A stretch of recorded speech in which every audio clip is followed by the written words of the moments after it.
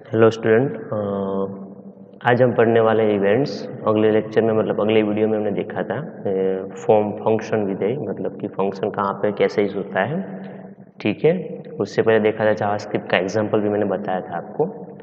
तो आज हम देखने वाले हैं इवेंट्स, मतलब इवेंट्स कहाँ कहाँ पे यूज होती है।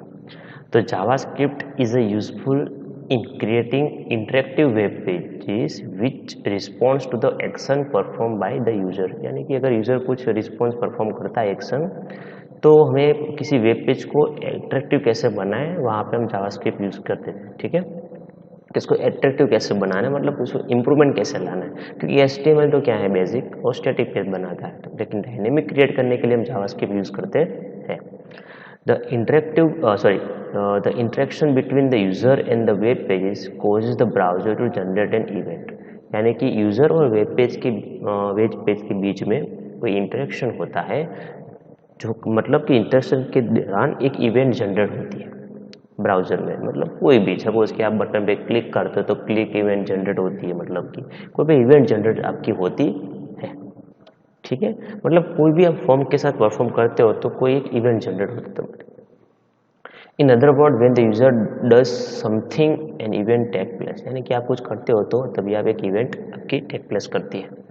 यहाँ पे जावास्क्रिप्ट में प्रीडिफाइंड दे रखी है बहुत सारी इवेंट्स। ठीक है, यहाँ पे फर्स्ट है अबाउट, तो loading of image is cancel, यानी कि अगर आपने कोई इमेज लोड करवा रहे हो लेकिन अब दिखाई नहीं दे रही है, तो यहाँ पे वो दिखाएगा कि आपको इमेज यहाँ पे लोडिंग नहीं हुई है।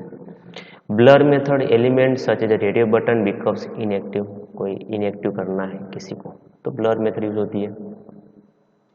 क्लिक, तो user click on form element, यानी कि जितने भी फॉर्म के एलिमेंट है उसमें आप क्लिक करते हो तभी कोई इवेंट जनरेट करनी है तो भी कर सकते हो।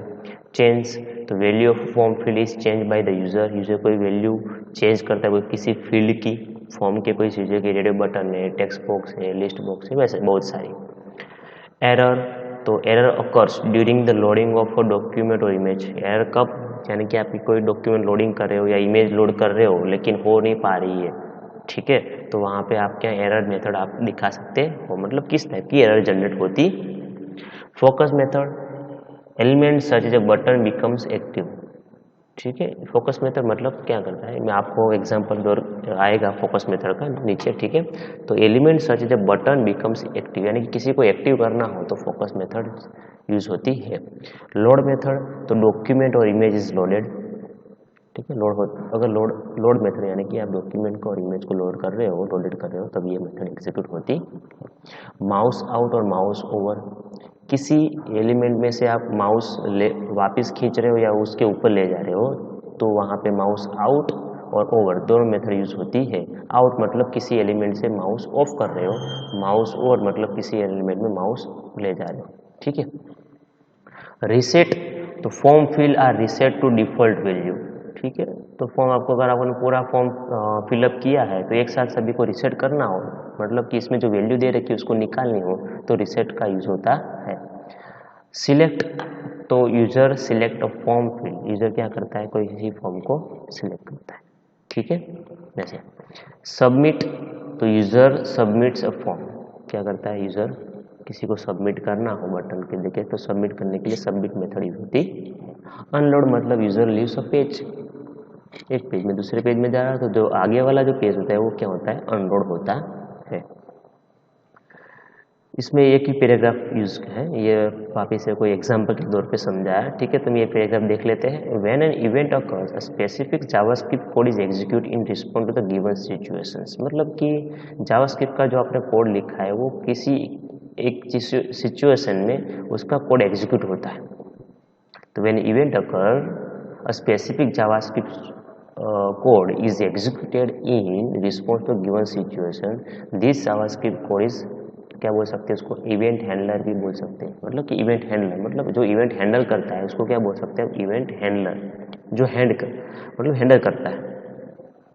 Event handler names as are kept the same name as the name of the event. Event handler का जो नेम है वो मतलब कि जो इवेंट का नेम होता है वो मतलब कौन सी इवेंट जनरेट होती है उसी हिसाब से आपको उसका नाम मतलब नेम देना है।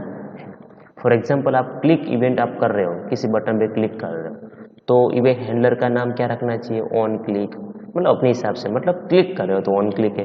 जैसे कि सबमिट बटन में क्लिक करते हो तो इसमें जो कोई इवेंट जनरेट होती है तो आपने दिया ऑन सबमिट, तो आप अपने हिसाब से नेम रख सकते हो, लेकिन क्या है कि आपको उसी इवेंट के मतलब कौन सी इवेंट जनरेट हुई है उस इवेंट पे आपको उसका नेमिंग देना है, ठीक है। तो ये आपकी हुई इवेंट, ठीक है। तो आपका इवेंट हो गया, इसमें भी एमसीक्यू बहुत सारे आ सकते हैं तो ध्यान रखना इसमें, ओके।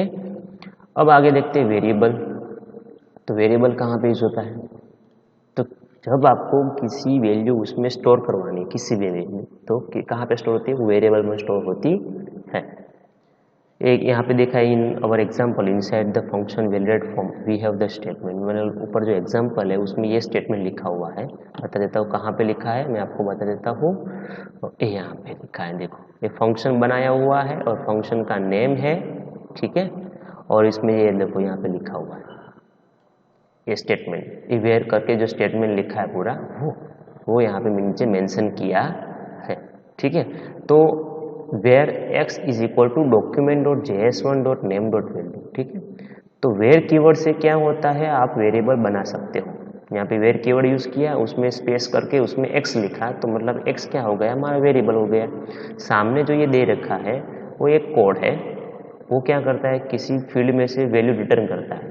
जैसा कि टेक्स्ट बॉक्स में वैल्यू लेनी है तो भी यहाँ से ऐसा कोड लिखो कि जैसे इसमें से वैल्यू रिटर्न होके एक्स को दे, ठीक है। We have declare variable name x, okay. यहाँ पे एक्स दिया है, वेरिएबल क्या है, तो variable is a container for the storing data. Remember that the variable in JavaScript are also case sensitive भी है, याद रखना है कि जावास्क्रिप्ट में जो वेरिएबल जितने भी डिक्लेयर करते हो कैश सेंसिटिव, मतलब कैपिटल एक्स और स्मॉल एक्स दोनों सेम नहीं है, दोनों अलग अलग है, तो याद रखना है।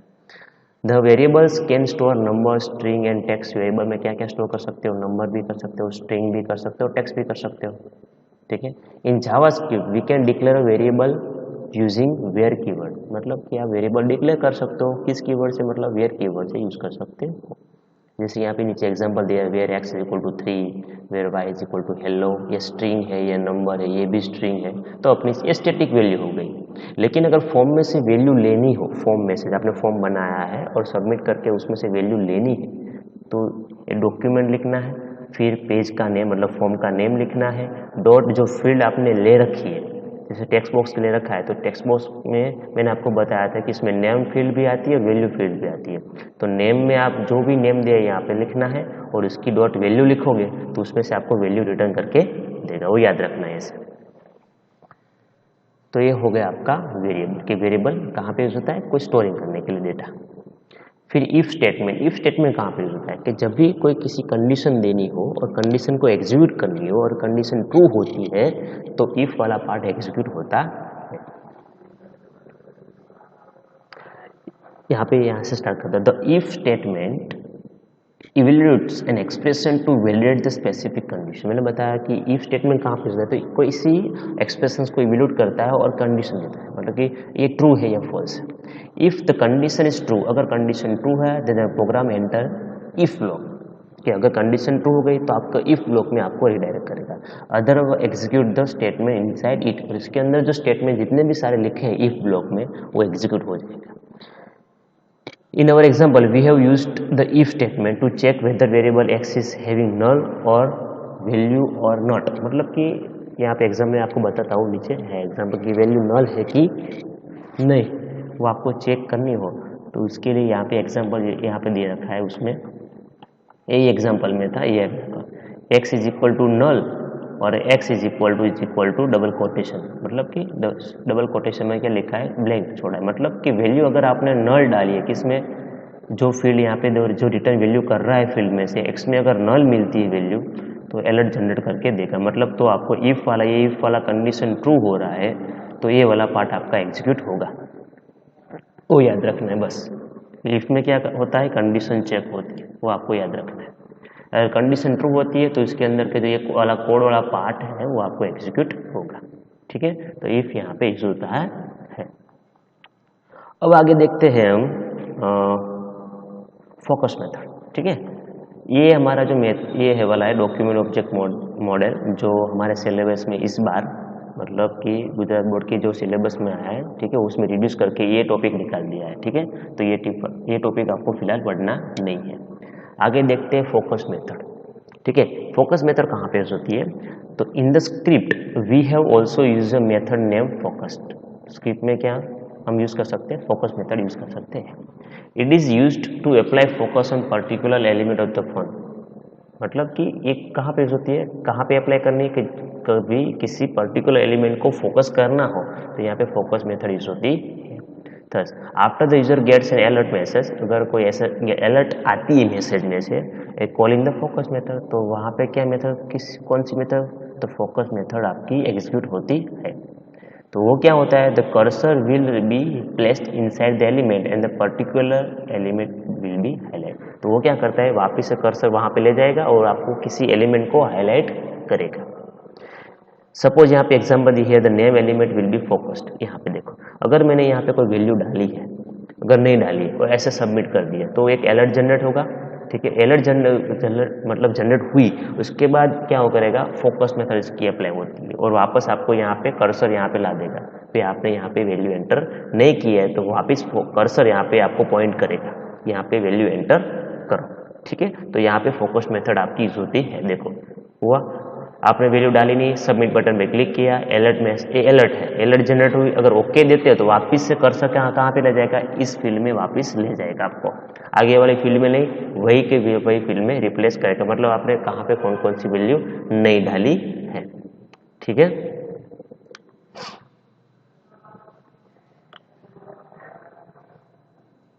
फिर यहाँ पे देखो कि you must have the observe while filling the form on internet. आप देखते हो कि अगर आप इंटरनेट में किसी फॉर्म को फिलअप करते हो तो some fields are marked with red colour asterisk mark, मतलब कि वहाँ पे स्टार जैसा कुछ आ जाता है वहाँ पे रेड कलर का, कि आपको यहाँ पे फील्ड आपको कंपलसरी करनी है। This is indicate to the user that is a compulsory field which should not be kept empty. मतलब आप यहाँ पे एम्प्टी नहीं छोड़ सकते, मतलब आपको एक अलर्ट जनरेट होगा और आपको यहाँ पे डायरेक्ट करेगा, ठीक है। तो यहाँ पे एक एग्जांपल दे रखा है कि नेम तो था ही और एक फील्ड ऐड की, पिन कोड की एक फील्ड ऐड की। यहाँ पे जो नेम था तो वो तो है, नीचे पिन कोड करके टेक्स्ट बॉक्स लिया और सबमिट बटन लिया, ठीक है। दो चीज़ें ले रखी है। तो अभी देखो पिन कोड, चलो नेम में तो ओनली क्या चेक करना है भाई एम्प्टी है कि नहीं, लेकिन पिन कोड में कितनी चीज़ वैलिडेट करनी है। देखो user should not be kept keep the field empty नहीं होनी चाहिए, ओनली नंबर होना चाहिए पिन कोड में, और पिन कोड जो डाले हो 6 डिजिट का ही होना चाहिए, उससे न कम होना चाहिए ना ज़्यादा होना चाहिए, ठीक है। तो इसके लिए इसका कोड दे रखा है। देखो ये फंक्शन और फंक्शन का नेम लिखा है, आप मतलब कुछ भी लिख सकते हो यहाँ पे नेम में, ठीक है। मैंने बताया था किसी फील्ड में से वैल्यू लेनी है तो इस तरह से ले सकते हो, डॉक्यूमेंट डॉट उसका फॉर्म का नेम, उसका नेम, उसके जो नेम में जो वैल्यू डाली है उसका, और उसकी वैल्यू डॉट वैल्यू। नेम का नेम मतलब मैंने आपको आगे आप जब देखोगे उसमें बटन दिया है या टेक्स्ट बॉक्स एग्जाम्पल दे रखा है, टेक्स्ट बॉक्स में वहाँ पे नेम इज इक्वल टू करके लिखा है, ठीक है। तो आपने जो वहाँ पे नाम दिया है वो नेम यहाँ पे लिखना है, और डॉट वैल्यू मतलब ये फील्ड की वैल्यू रिटर्न करके एक्स को देगा। वैसे पिन कोड, अगर आपने उसकी नेम पिन कोड रखा है, जो टेक्स्ट बॉक्स ले रखा है उसका नेमिंग आपने पिन कोड दे रखा है तो पिन कोड लिखना है, डॉट वैल्यू तो वो रिटर्न करके वाई को देगा। ये मैंने आपको बताया था कि if x is equal to null है और x इज इक्वल टू ये भी इसको नल बोला जाता है, ठीक है। डबल कोटेशन स्टार्ट किया, डबल कोटेशन फिनिश किया, उसको हम नल बोल सकते हैं।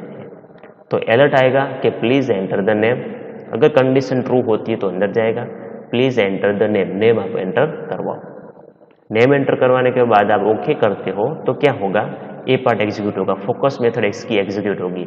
मतलब कहाँ पे फोकस करना है, वापस आपको वही फील्ड में वापस आपको फोकस करना है जो आपने ब्लैंक छोड़ी है।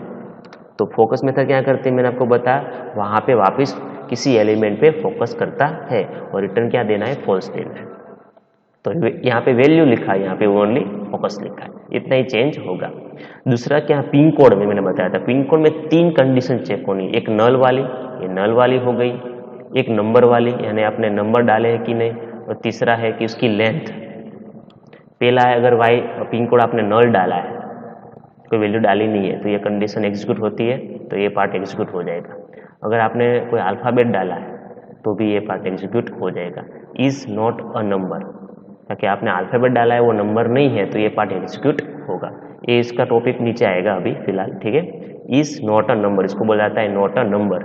आपने जो डाला वो नंबर नहीं है तो ये पार्ट एग्जीक्यूट होगा। और आपने अगर 5 से 6 से कम या 6 से ज़्यादा वैल्यू डाली है तो भी ये पार्ट एग्जीक्यूट हो जाएगा। 6 से कम और 6 से कम या 6 से ज़्यादा वैल्यू डाली है, y dot length and y dot length. यहाँ पे जो वैल्यू आई है उसमें इसकी लेंथ 6 से ज़्यादा है और 6 से कम है तो ये पार्ट एग्जीक्यूट होगा। अलर्ट में क्या जनरेट करके आएगा, please enter the pin code properly. अगर उस पर ओके करते हो अलर्ट जो आता है तो ये वापस कहाँ पे फोकस करता है, पिन कोड, मतलब उसी फील्ड में आपको फोकस करता है, रिटर्न फॉल्स। तो उस टाइप की यहाँ पे फोकस मेथड यूज होती है, ठीक है। तो ये हुआ आपकी फोकस मेथड, ठीक है। अब ये आपकी फोकस मेथड कंप्लीट हुई। इसमें से आपको सभी मतलब कि फोकस मेथड कहाँ पे यूज होते हैं, कैसे यूज होती है, आपको ये ऐसे याद रखना है। अब आगे देखते हैं हम इस NaN, ये एक फंक्शन इसको बोल सकते हैं। मैंने आपको बताया कि जब भी किसी के पीछे राउंड ब्रैकेट हो, ब्रेसिस हो, ठीक है, तो आपको उसको एक फंक्शन के तौर पे माना जाता है, ठीक है। To work with numeric value, अगर आपको न्यूमेरिक वैल्यू के साथ वर्क करना है तो जावास्क्रिप्ट यूज इनबिल्ट फंक्शन, यानी कि इसके अंदर इनबिल्ट फंक्शन आपको दे रखा है। One of the most commonly used numeric function is and N, ये आपका फंक्शन है। न्यूमेरिक के साथ वर्क करना है तो एन ए का मतलब है नॉट अ नंबर, मतलब the function is N N dot bracket में अगर वैल्यू डालनी है, क्या डालनी है, value. Determine whether the value is not a number, इसमें जो वैल्यू डाली है वो नंबर नहीं है। इट रिटर्न ट्रू, तो if the value is not a number, जो ट्रू आता है मतलब आपने जो डाला है वो नंबर नहीं है तो ट्रू आएगा। अगर आपने नंबर डाला है तो फॉल्स आएगा, नहीं ये नंबर नहीं है सिर्फ। जैसे कि मैं आपको एग्जांपल के बताता हूँ, इज एन ए एन मतलब कि 1 2 3, ये नंबर नहीं है, फॉल्स, ये क्या है, नंबर ही है। नॉट अ नंबर, इसका मतलब है नॉट अ नंबर, तो 1 2 3 नंबर नहीं है तो ये ट्रू नहीं, फॉल्स आता है। क्यों, क्योंकि ये नंबर नहीं है, ठीक है। तो ऐसा नॉट अ नंबर नहीं, नॉट अ नंबर नहीं है, ये नंबर है इसलिए फॉल्स आता है, क्योंकि 1 2 3 नंबर है। Is not a number, hello number नहीं है तो ट्रू आएगा। तो हेलो क्या है, नंबर नहीं है, क्योंकि ये क्या है, स्ट्रिंग है। तो इस हिसाब से, और ज़्यादातर ये वाला जो फंक्शन है ज़्यादातर इफ कंडीशन में ज़्यादातर यूज होता है, ठीक है। तो आपको ये याद रखना है। फिर आगे यहाँ पे बहुत बड़ा एक एग्जाम्पल दे रखा है, ठीक है। तो फिलहाल आपको ये अभी नहीं देखना है, ये थोड़ा प्रैक्टिकल है, ठीक है। तो हमें यहाँ तक ही करना है, जो इज एन ए करके दे रखा है वहाँ तक। इसके बाद आपका यहाँ पे चैप्टर आपका खत्म हो रहा है, ठीक है। ये चैप्टर नंबर 2 आपका खत्म। तो पूरा एक प्रैक्टिकल के तौर पे ये पूरा फॉर्म बनाया है, उसको वैलिडेट किया है, ठीक है। तो आपको नहीं देखना अभी फिलहाल। तो आपका यहाँ पे चैप्टर खत्म हो गया। आज जितना भी चला है मतलब उसमें से जो मेन पॉइंट्स मैंने आपको जो चलवाए वो एक बार लिख के आपको याद रखना है, एमसीक्यू में आ सकता है, ठीक है। तो फिलहाल आज इतना ही, नेक्स्ट वीडियो में हम चैप्टर नंबर 3 स्टार्ट करेंगे, ठीक है।